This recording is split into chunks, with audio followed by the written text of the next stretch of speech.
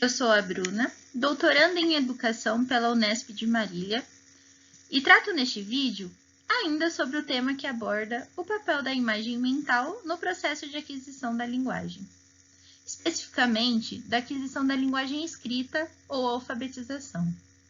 Para tanto, exemplificações são utilizadas para melhor compreensão. A função simbólica é a capacidade de representação. É ela que está envolvida com a significação, ou o signo. Mas o que é o signo? O signo é o objeto, o fenômeno ou a ação que representa ou substitui outro. Para tanto, envolve a capacidade de perceber, de notar, de identificar, conhecer, separar, variar ou simplesmente de diferenciar, significante de significado. Mas afinal, o que é um significante e um significado? O significante é o elemento material ou perceptível. Já o significado é o elemento abstrato ou o conceito. Ambos estão relacionados indissociavelmente com a significação.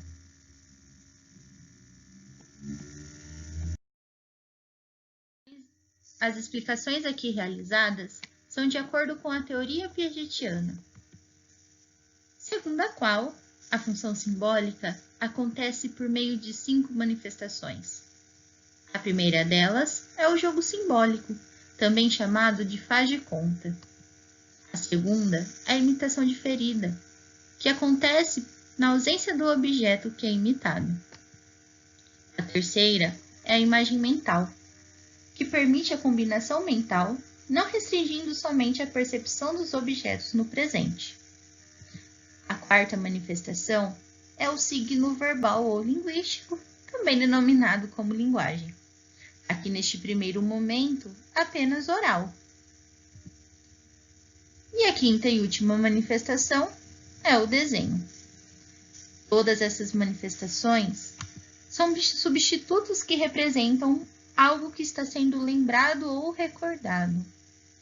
Nesse vídeo, trataremos apenas da linguagem e da imagem mental, e qual é o papel desempenhado por esta no desenvolvimento da linguagem escrita. Para exemplificar, então, o papel desempenhado pela imagem mental no processo de aquisição da linguagem escrita, utilizo-me desse signo linguístico ou palavra que é bem conhecido. Boi. Aqui nesta palavra, a sua escrita está terminada de forma alfabética. Ou seja, a relação entre o que está escrito com o que é falado ou lido.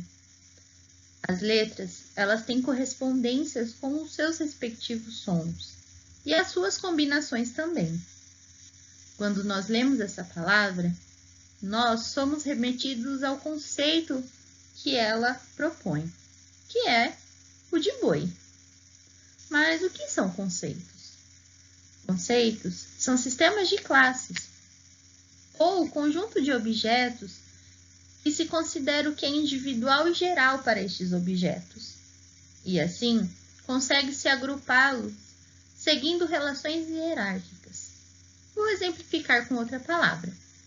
Por exemplo, quando a gente pensa em cadeira, pode vir a imagem de uma cadeira na nossa cabeça, mas quando eu peço para você explicar o que são cadeiras ou o que é uma cadeira, a gente utiliza-se dessa imagem, dessa cadeira, mas a gente não fica presa a ela. Por exemplo, se eu pensei numa cadeira de madeira, eu posso falar: cadeira é um objeto utilizado para sentar, que tem quatro pés, encosto, pode ser de madeira, de plástico.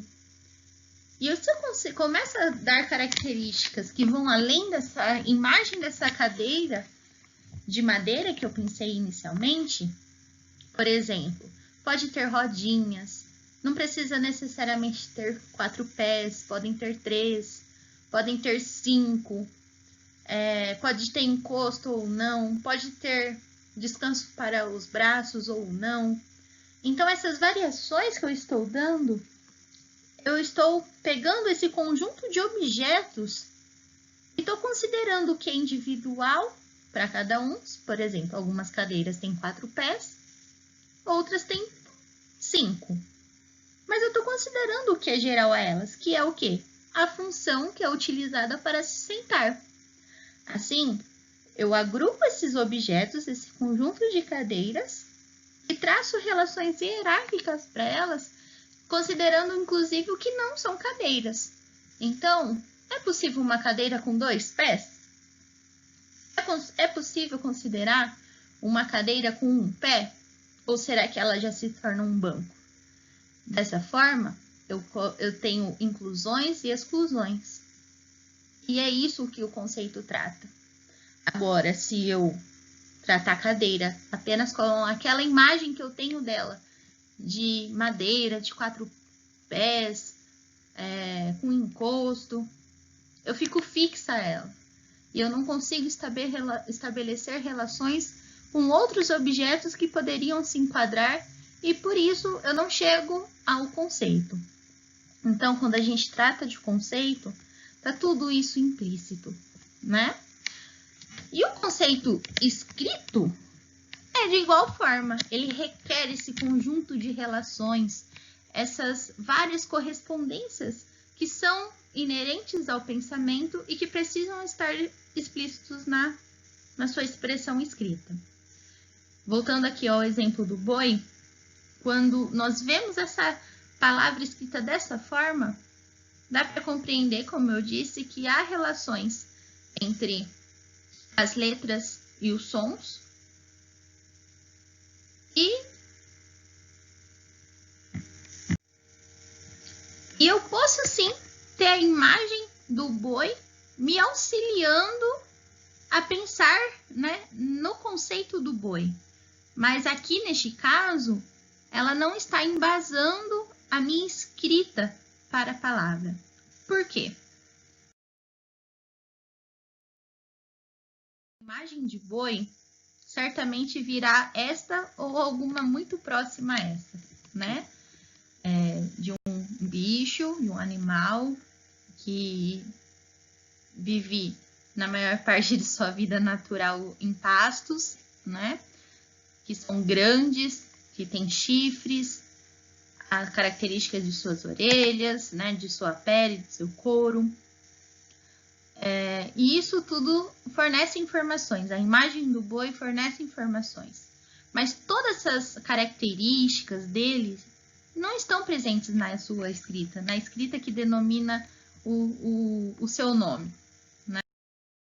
Mas quando a criança pensa no boi, ela fica presa à imagem do boi que ela tem, e inclusive a relação que ela, criança, tem com essa figura, com essa imagem desse animal, desse objeto animado, a qual ela precisa representar por meio da escrita. Assim, quando relação com a linguagem oral, ou seja, quando não é a linguagem oral o significante para o significado da escrita, ou seja, quando ainda a imagem mental desempenha o papel de significante para o significado da escrita, pode acontecer assim. Imaginemos que uma criança que se chama Karen é solicitada que escreva o nome boi. Apresento-lhes, então, uma possibilidade.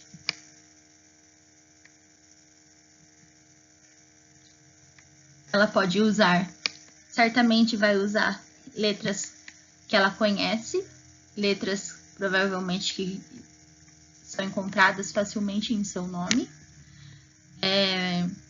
Como a escrita não tem relação com a linguagem oral, então não é o tamanho da palavra, mas é o tamanho do objeto, da imagem que ela tem do objeto, que vai dar subsídio para sua escrita.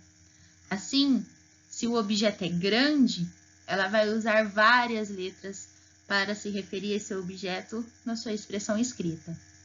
Observem que ela utiliza, e pode até utilizar letras espelhadas aqui, não tem, mas pode acontecer, porque pouco importa a forma de expressão da escrita para se designar o objeto. Isso não é importante, não é um aspecto considerado.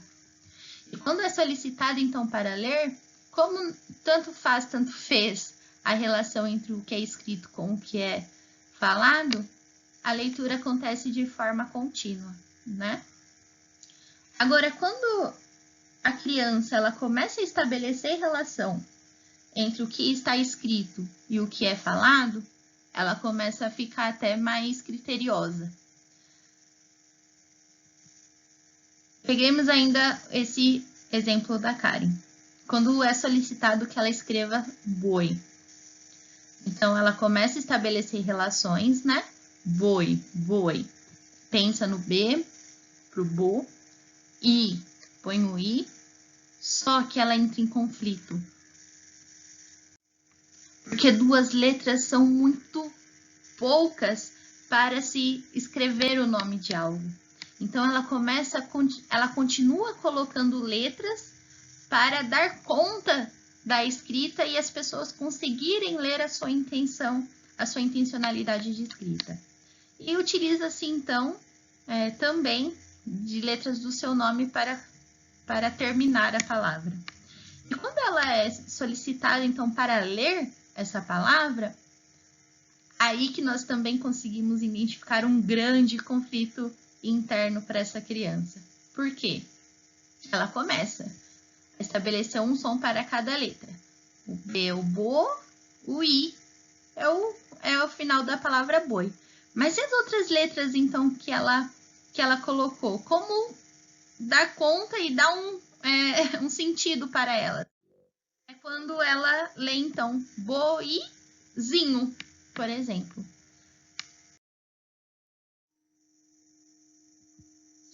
O mesmo acontece com outras palavras ou objetos. Aqui eu não vou mostrar a palavra em seu término ou na sua forma final alfabética, né? Eu vou colocar ela aqui como uma criança pequena a escreveria. O exemplo ainda da Karen, né, que se utiliza das letras do nome para se referir a algo na sua expressão escrita. E nós vamos pensar, então, o que a leva a fazer desta forma.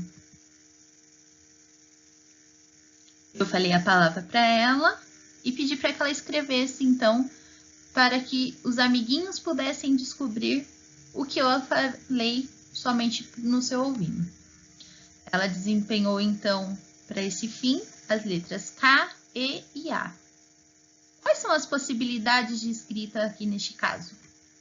Qual foi a intencionalidade dela ao colocar essas letras? Vocês conseguem identificar? Certamente não, né? Por quê? A criança ela não estabelece letras com correspondência sonora, né? Nem individuais ou em conjunto para se referir a certo fonema. E nesse caso também faz a leitura de forma contínua. Então, quando eu peço para ler o que ela escreveu, ela simplesmente vai falar a palavra de forma corrida, sem estabelecer conexão nenhuma, como eu disse, na correspondência entre som e letra. Nesse caso, a palavra falada fora Joaninha. E vejam como a imagem mental da Joaninha é que está subsidiando a escrita. Por quê? É um objeto muito pequeno, até em relação à criança, ele chega a ser minúsculo, né? Então, para a criança, como não é o signo linguístico, que é o significante para a escrita, ou seja, não é o signo linguístico, a palavra em si, o elemento material ou perceptível para subsidiar o elemento abstrato do conceito da joaninha em sua forma escrita, ela acaba utilizando os aspectos que a sua imagem mental lhe oferece.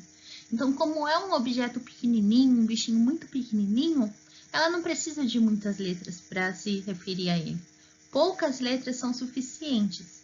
Nesse caso, também ela utilizou as mesmas letras do nome, né, que podem ser encontradas no seu nome, mas, como mesmo sendo pequenininho, precisa de pelo menos 3 letras para se referir a ele. Então, se a gente fizesse uma correspondência, né, Joaninha, precisaria de no mínimo 4, e pode ser até que ela coloque 4, mas não muito mais além do que isso. Já se fosse o signo linguístico, o que subsidiaria ou realmente servisse, né, como significante para a escrita, certamente ela utilizaria uma letrinha com valor sonoro ou sem valor sonoro para cada sílaba, então, da palavra. Assim fica claro que a imagem mental, ela desempenha um papel muito importante no processo do pensamento e também da aquisição da linguagem oral ou da linguagem escrita. Aqui, especificamente, eu tratei sobre o seu papel na aquisição da linguagem escrita. E quando ela serve apenas como significante da palavra, ou significante, né, do signo linguístico escrito, ela serve como um obstáculo para o avanço da criança, porque a criança fica presa à sua função, sendo que ela precisa abrir mão da imagem mental como significante para que o signo linguístico ou o signo oral realmente exerça o papel de significante na palavra escrita. Assim, a imagem mental passa de ser um obstáculo para ser uma base para o seu avanço e para suas futuras conquistas. Espero que vocês tenham gostado desse vídeo. Espero que ele tenha esclarecido melhor, né, o embasamento teórico que eu trouxe no post anterior. E até a próxima!